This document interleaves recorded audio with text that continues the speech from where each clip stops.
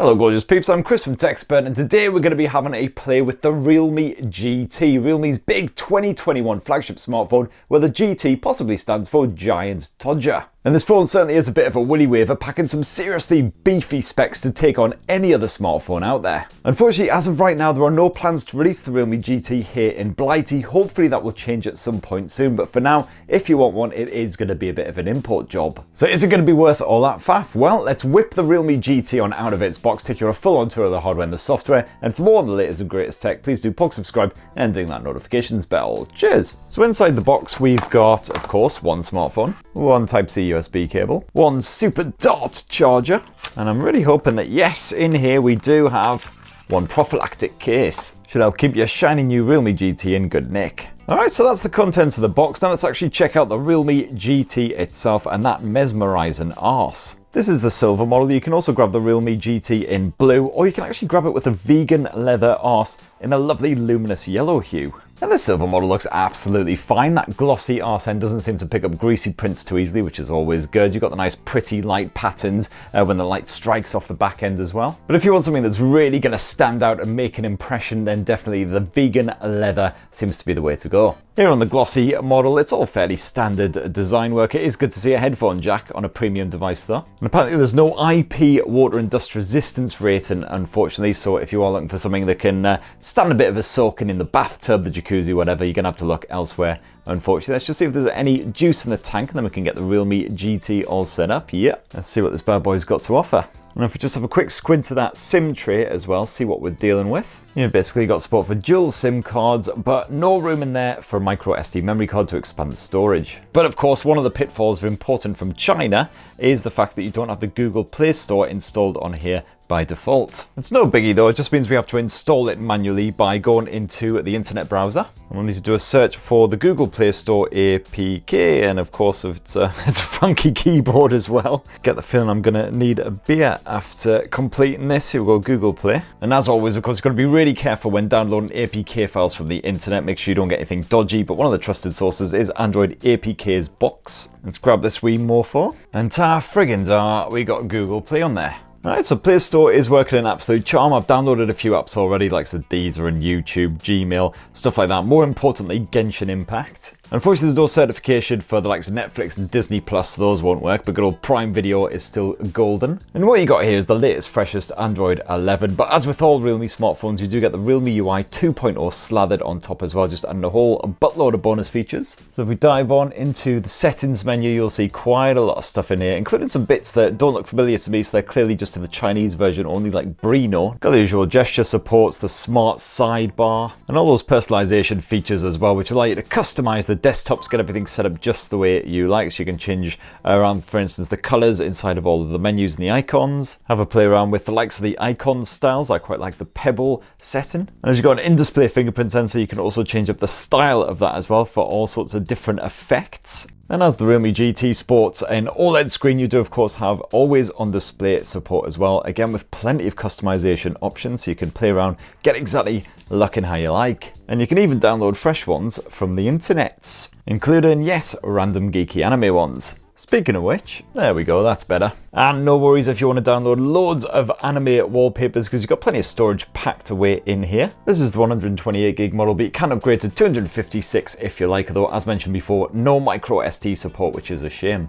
Now the display tech here is Super AMOLED. It's a 6.43-inch display, so not the hugest around, although not exactly super compact either. And you've got a full HD plus resolution, 2400 by 1080 pixels, so images do look nice and sharp. You've got the usual eye comfort shenanigans. You can play around with the color output as well for an sRGB style, more natural vibe, or a vivid punch you in the face, oh my god, yes, give it to me, which is great for the anime action. You've got the Ultravision engine features as well, which kind of help out when you're watching really low-res stuff, just help to slightly sharpen up the image, enhance those colors and the contrast levels as well. And if you dive into the more section, you'll see you'll be able to piddle around with the refresh rate as well, which is set to auto by default, but you can bump it up to 120 Hz full time. As for the speakers, well, it is a stereo speaker setup here on the Realme GT, like you get with most flagship smartphones. Let's just bump up the volume, see what you got. It works with Xbox Series S, Series X and Xbox One consoles, and it'll be launching in the UK very soon indeed for 449 quid.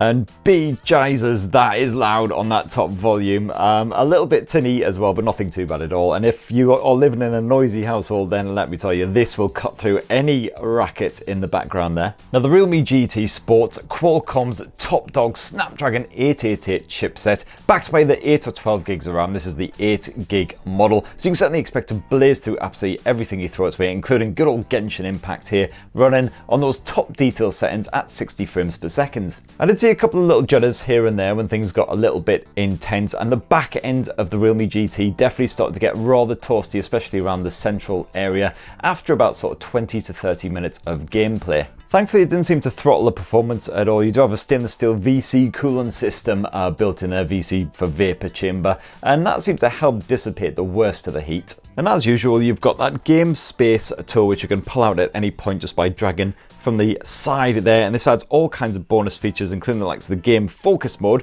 which just allows you to completely block any notifications and other distractions and 100% focus on the game in question. You can also mess around with the sensitivity of the display to get it set up so it's exactly how you like it, and it's nice and responsive, so perfect for those fast-paced action games. And stuff's inside the Realme GT. You've got a 4,500 mAh capacity battery, not the biggest around by any means, but it should keep you going through a standard sort of day of use. Although if you're going to be doing a good bit of gaming, Genshin Impact absolutely slayed it. Thankfully, it does recharge in a flash as well, because you've got support for that 65-watt super dart charge. Although sadly, no, there's no support for wireless charging. And let's finish up with a squint at that camera tech. And on the back end of the Realme GT, you've got a triple lens setup, started with a 64 megapixel primary sensor. And if you've used a Realme smartphone in recent times, you'll be right at home, because that interface will be very familiar. You've got the usual toggles up top, including the AI mode, which just helps you to swap modes on the fly based on what you're trying to shoot a picture of. Nice fast shutter speed by the looks of it, and the autofocus also seems to be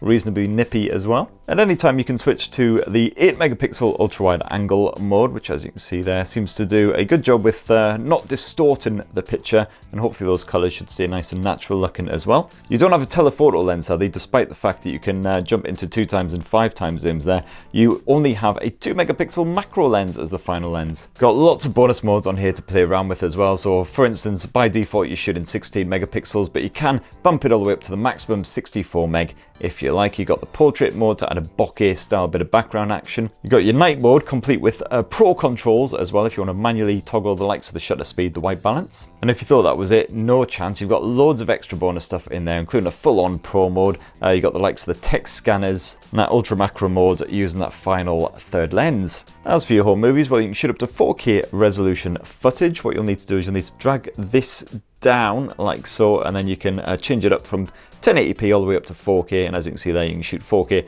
at 30 or 60 frames per second.